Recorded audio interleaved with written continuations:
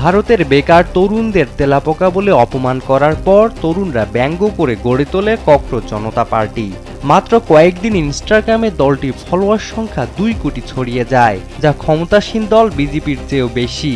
আমিও তেলাপোকা হ্যাশট্যাগ দিয়ে ইন্টারনেট কাঁপিয়ে দেয় এই বেকার যুবকেরা।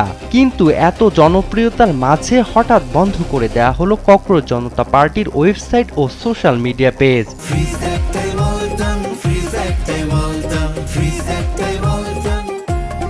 দলটির প্রতিষ্ঠাতা অভিজিৎ দেবকে ক্ষোভ প্রকাশ করে বলেন, তরুণদের এই প্রতিবাদী কণ্ঠ চেপে ধরতেই আইনি ব্যবস্থার নামে ওয়েবসাইটটি বন্ধ করে দেওয়া হয়েছে। ভারতের 140 কোটি মানুষের প্রায় অর্ধেকই তরুণ। তীব্র বেকারত্ব আর উপেক্ষার ক্ষোভ থেকেই তরুণরা তেলাপোকার পোশাক পরে রাস্তায় নেমেছিল। এই প্রতিবাদের আড়ালে লুকিয়ে আছে লাখ লাখ যুবকের বাঁচার আকুতি। তবে ওয়েবসাইটটি বন্ধ করলেও দমে যাচ্ছে না তারা।